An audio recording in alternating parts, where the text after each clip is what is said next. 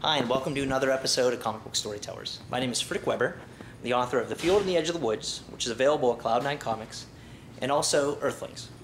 The past week or so, I've been able to visit the Baltimore Comic-Con and the Chicago Comic-Con, where we compiled another 5 hours of interviews to share.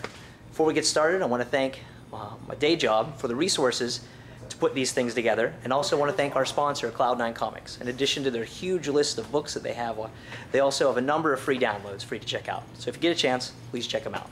So thanks. I hope you enjoy the episode. What did I want to be growing up? What did I want to be growing up? Oh. I mean, am I grown up yet? What do I want to be now? I always wanted to be a comic book artist. The last thing I wanted to be is a comic book writer. I want to be an astronaut, I want to be a forest ranger. Professional soccer player or an entomologist. A paleontologist or a comic book artist. Employed. A disc jockey, actually. I wanted to be a radio personality. Oh gosh, I couldn't make up my mind. I thought I was going to be a veterinarian. I thought I was going to be a truck driver at one point. That was kind of fun. In my college years, when I did college radio, I went to talk to a guy who was the morning drive time guy, the afternoon drive time guy at WRVA in Richmond. He was a big hero of mine, this guy. And in the most gentle, supportive, positive way possible, he told me that there is no future in radio. And he was absolutely right. But he did it in such a way where he didn't crush my spirit and he didn't make me feel bad about the career choice. He just very gently shunted me in a different direction. Well, I always drew pictures, but what I really wanted to do when I was growing up was do makeup for Planet of the Apes movies.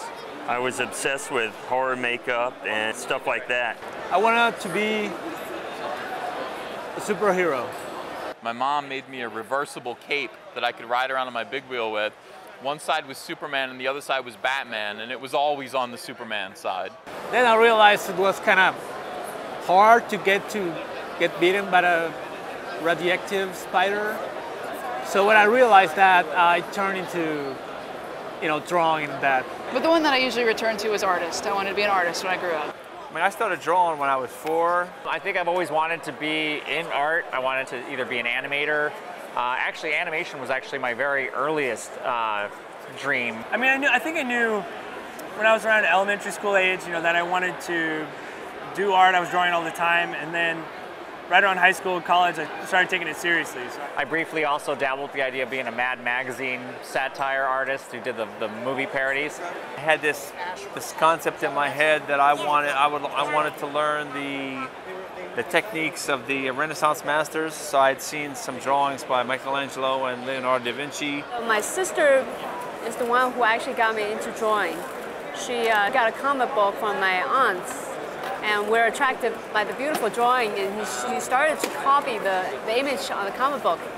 Now, because I really look up to my big sister, so I copy everything she does. So I knew I wanted a career in art somehow, and I enjoyed comics. I always had comic books around, but I really, I didn't read them. I just used them to, for my silly putty, pick up the images. But it never really occurred to me that anybody drew them for a living. Everybody got paid for them. Comic books, probably around the high school years, just kind of like stole my interest. I saw the Superman movie for the first time and I fell in love with the character. I read comics as a kid, but I fell in love with the character, and that cemented it for me. So basically I just applied myself to try to bring my dream come true, which was to bring that kind of quality, that kind of anatomical integrity to comics. I guess I got to be what I wanted to be when I grew up, because that's what I wanted to be, a comic book artist. Should I ever grow up, I'll think about it then. I still probably would prefer to be a forest ranger than a comic book guy, but it's not a bad way to make a living, really. That's another episode. Thanks for watching.